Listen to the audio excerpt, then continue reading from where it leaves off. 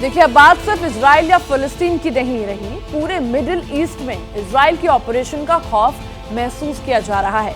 Lebanon में तो peace keeping force को भी वापस अपने बेस जाने को कह दिया गया है।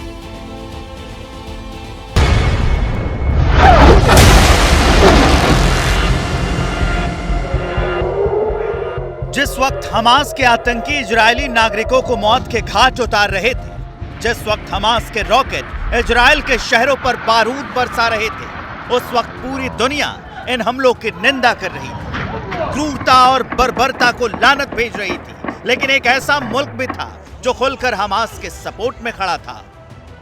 वो नाम है ईरान। हमास ने इस अटैक को ऑपरेशन अल अक्सा फ्लड नाम दिया है। इजराइल के पूर्व में, दक्षिण में और उत्तर में बारूद बरसाकर कोहराम मचा दिया। बीते कुछ सालों में इतना बड़ा हमला इजराइल पर पहले कभी नहीं हुआ। तो क्या यह इजराइल की खुफिया एजेंसी मोसाद की सबसे बड़ी नाकामी है? इजराइल के अनेक लोग इसमें मारे गए हैं, घायलों की संख्या भी बड़ी है। तो ऐसे में निसंदेह जो मोसाद और पूरे इजराइल के जो सिक्योरिटी सिस्टम के ऊपर सवाल उठने स्वाभाविक हैं और इसकी एक इजराइल को गंभीर जांच करनी होगी।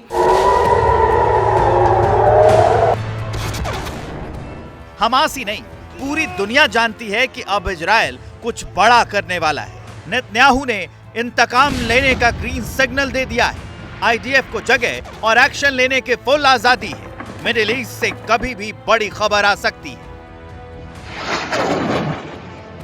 अब इजराइल इनको नहीं छोड़ेगा। इजराइल ने बल्कि ऐलान कर दिया है, इजराइल ने ऐलान कर दिया है कि वो इस ईंट का जवाब इस पत्थर से देंगे। तो ये और घमासान युद्ध मुझे लग रहा है ऐसा होने वाला है। अब यहां सवाल है कि जब इजराइल की ताकत से दुनिया वाकिफ है, तो हमास ने अपनी तबाही का इनविटेशन क्यों छपवाया? क्यों इजराइल के वायुवीरों को अग्निवर्षा के लिए उकसाया? कहीं ईरान के जाल में हमास फंस तो नहीं गया? ये बात बिल्कुल स्पष्ट है कि इजराइल को अब गहरे तरीके से इस बात की जांच करनी होगी कि आखिर ये इतना बड़ा आतंकी हमला कैसे हमास करने में सफल हो पाया, कि जिसमें कि इजराइल को कैजुअलिटीज का भी सामना करना पड़ रहा है। ग्लोबल थिंक टैंक्स और world wide defence experts Hamas के सरप्राइज अटैक से इसलिए भी शॉक्ड हैं क्योंकि जिस तरह की क्रूरता और बर्बरता इस्लामिक स्टेट और खुरासान मॉड्यूल वाले आतंकी करते हैं, उसी तर्ज पर हमास ने भी मारकाट के वीडियो शूट किए और वायरल किए। कि हमास ने ऐसे वीडियो क्यों जारी किया सोशल मीडिया पे? खौफनाक। तो ये एक इंफॉर्मेशन वॉरफेयर फैलाने के लिए, अपना खौफ आगे तक पहुंचाने के लिए।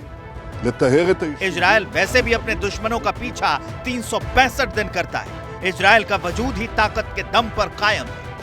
अब हमास ने हमला करके इजराइल को खुला मैदान दे दिया है। ऑपरेशन फायर स्टॉर्म शुरू हो चुका है।